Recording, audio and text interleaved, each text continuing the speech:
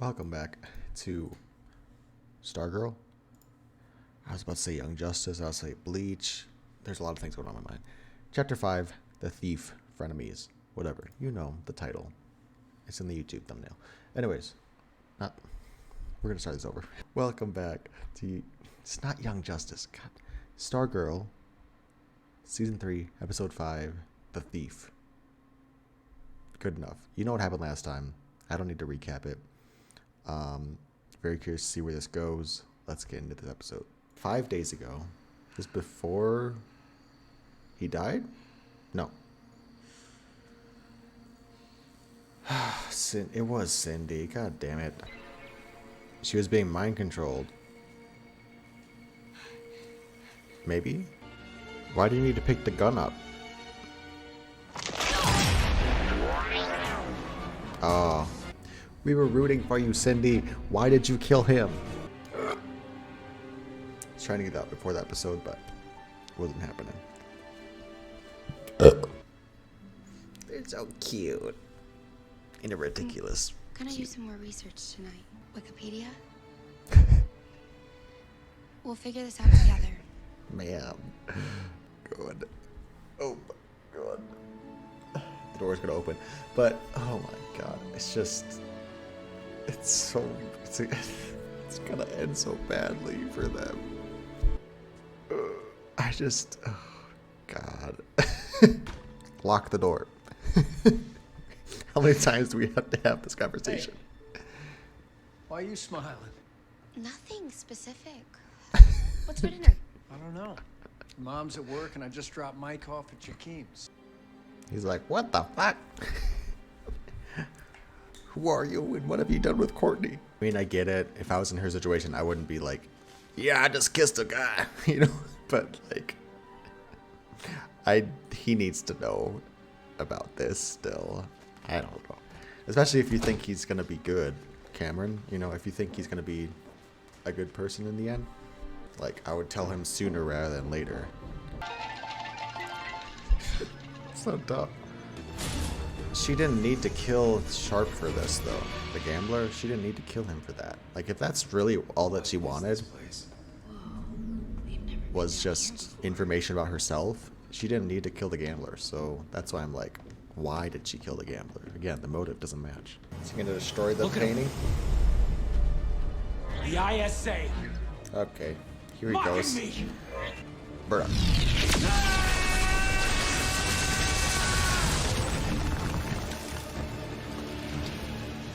Whoever did this, whoever attacked me. What the fuck, dude? Calm down. You had me going for one episode, dude. Now you're back to your bullshit again. Sylvester? Just gonna polish my silverware. You know, polishing silver like a useful person. Well, how's it going with Mike? Well, I haven't talked to him in a season. He's my son.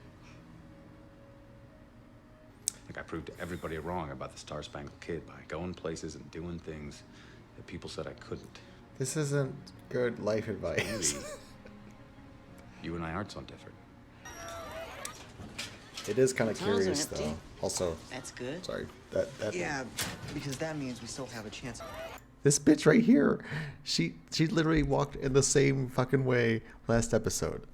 It sucks to watch them back to back. Anyways. Really wish these bullies were nicer to us. What?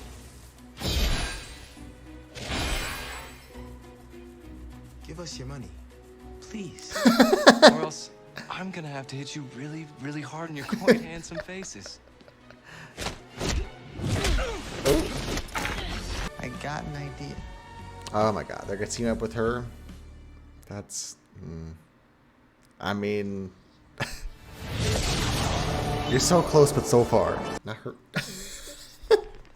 No, take your fucking test, girl. Hi, I'm at one of Dragon King's labs in the middle of Nowheresville in this. No. Take off the glasses. Take off the fucking goggles. What is it? My goggles are giving me the answers to the math test. That's great. Congrats. No, that's cheating. Ooh, go. Thanks. Maria. And tell Zeke I said hello. Zeke? What? Lunch date? She has a crush on someone, Pat. So that's what this is? I think so.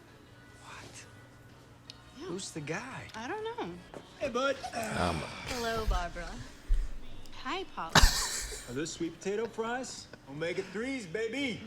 Okay, look, investigating that, it was a good idea. Though I can't condone your tactics, I do appreciate your dedication. But your work is done. Like checking in with your parole officers. I don't know, your cholesterol levels. Our cholesterol levels are pristine. We charged our lives in the bedroom. Hey-oh. Say, Maria, we'll get the check, please. Okay, everyone, grab your notes. A pH meter. You can apologize for leaving me out of the JSA meetings again. No. Too bad. Groveling looks really good on you. Okay, you're the one who's been ditching out on us at lunch. Cameron is gonna be just fine. He's basically a nice guy. Basically. That would sound so nice to me. What kind of fucking liquid is purple? I know this ain't. Why are you talking to me about this? It's chemistry I'm not- class. I do too. Girl talk. But no one Not passing the Bechdel wants to test, but hear it's fine. how awful their father is. I mean, you should know. Wouldn't you rather still think Starman was your dad instead of some degenerate who didn't want you? God damn. Cindy's such a great character. Like, even if she is the killer, she's still such a great, complex character, and I love that for this show. Like, to write someone like that. What? We have a preposition for you. Proposition. Okay, that's not what you mean, but, go ahead. That's not what you mean. Let's face it, they got all-stars. What are they called?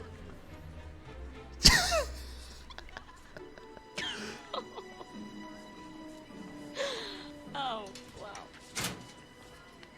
That is adorable. Is that a yes? It sounds like a yes. No. It's never gonna happen. Courtney, Court. get your head in the game. You gotta get Earth to Courtney Whitmore. I'm... Hi, back at ya. How's it going, guys? Dude, Get me out of we're here. in the middle of a conversation. This is so awkward. Okay.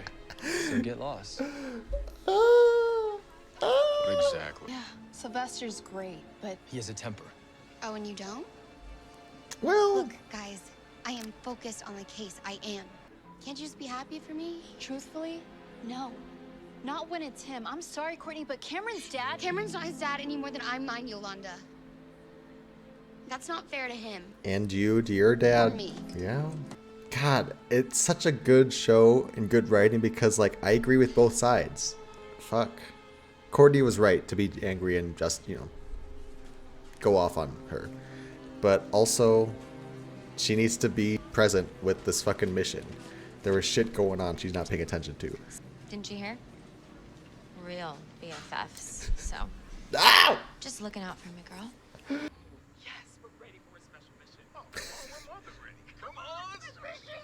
I thought they were gonna calm down. Okay. God damn. Bye.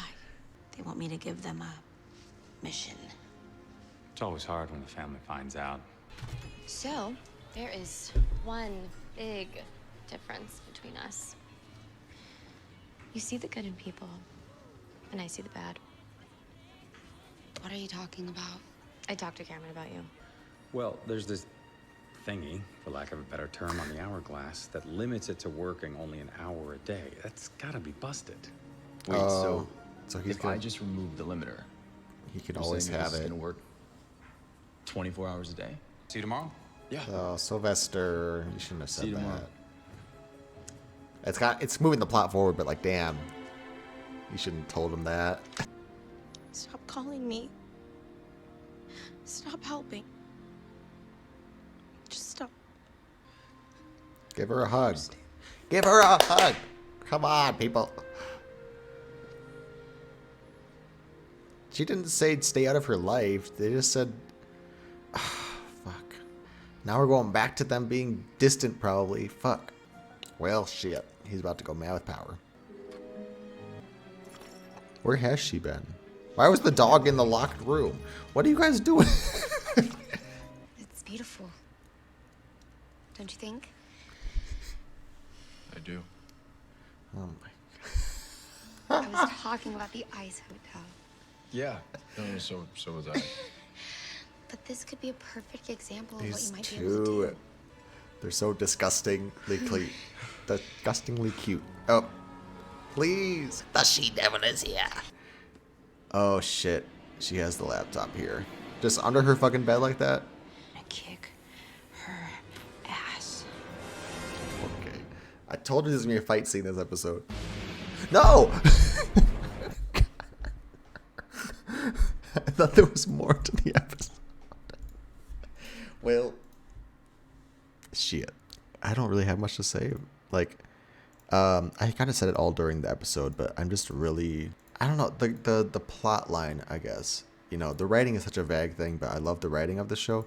But the plot line, like the through line for some of these characters and just the plot for this season and this episode is just so good. You know, they really are bringing up, like, I feel like last season was very insular. It was kind of a, yes, you had to watch the first season to get the full context of everything, but it was kind of its own thing. Whereas now this season it's like very much, remember that thing that happened in this episode in season 1? Well, let's bring it back. So for example, Brainwave's wife is Sylvester's sister. It was kind of a throwaway, kind of not, like revelation, I guess, but now they're really playing with the idea of like family and stuff, which is related to Beth's thing going on with her parents. You know, we had the mention of Mike again. They kind of mentioned the last season, but Mike killing, quote unquote killing, Icicle, and then Sylvester brings that up again. You know, the fact that Dragon King is like this mysterious figure that may be here, maybe not. I mean, we as an audience assume that he is not here anymore, but the characters think that he's still here, so they're bringing back that thing. You know, Sylvester bringing up Bruce Gordon a lot because of his guilt over that. So it's just really clever, because I feel like a lot of the times shows can be, maybe not, maybe I'm just like so in rapture with the show, but I just feel like there can be situations where a show will be like, okay, and this is all one season and that's it, don't touch it anymore. Next season is going to be its own thing, we'll just start there. But I feel like this season, or maybe, like I said, maybe I'm just noticing it more, but I'm just really appreciating the fact that things that have happened in the past are like relevant still, and you know, there's character progression. So yeah, I don't know, it's just really cool. The JSA meeting at the lunch table, you know, Courtney is distracted with her boyfriend thing. You know, there's definitely validity with addressing that, but I think it's fucked up for like Rick and Yolanda to be calling her out and being like, you can't date Cameron because of his dad. Yolanda, her parents are shit, and then Rick, you know, his dad was fine, but his uncle, who was his father figure for a lot of his life, was a dirtbag. So, you know, Courtney has every right to say, hey, people aren't their parents. And, you know, I just love that theme of this season so far, Frenemies, you know, that people change. You know, my senior quote in high school was actually Oscar Wilde's quote, every saint has a past and every sinner has a future. I just really love that idea that people aren't just what has happened to them or what they've done in the past. You know, there's always time to change, for better or worse. But it's every person's right to try. You know, I really do believe that. And so, like I said, I just really like this season because it is delving into that idea of, you know, people aren't who they were. It doesn't necessarily mean who they're going to be. You know, every moment is different. So, you know, like I said, I really love Cindy as a character. I think she's a dirtbag and a bitch at times, but she does it well, you know, and you can see the conflicting emotions inside of her, even when she is trying to be evil. And, you know, like she said to Courtney, the difference, they're two sides of the same coin. You know, Courtney sees the good, but Cindy sees the bad. And how, again, I don't know, I just really like Cindy because she, I think it's partially because I don't know if the actress is Asian, but you know, she's obviously supposed to be half Asian apparently because her father is fucking Japanese or whatever. I'm actually gonna look it up right now, see if I can figure out. She's Filipina. She's half. Okay, so she's, like I said, like I said last time, I just really love the Asian characters. But yeah, like she's just a complex character, and I love that. Again, we've had so much history with her in this show in particular. Obviously in the show, in season 1 in particular, we've had so much turmoil with like her as an antagonistic figure, and then season 2 was kind of like, well, she's kind of on her own team, and then by the end of the season, she's like, I want to be a good guy now.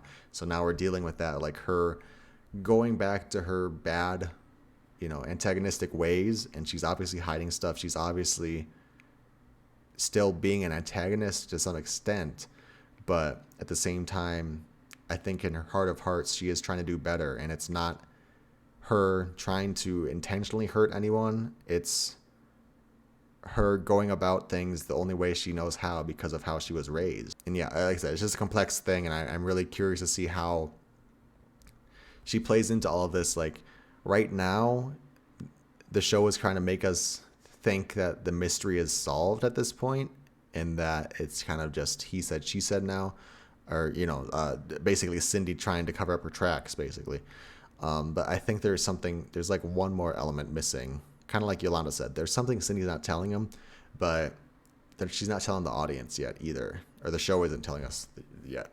Because yes, right now, I'm in the camp, and I'm pretty sure that the show is pretty much explicitly saying Cindy killed the gambler. Again, it just, the motive doesn't match. She didn't need to kill him to get the laptop to get the information that she's looking for. So why did she kill him?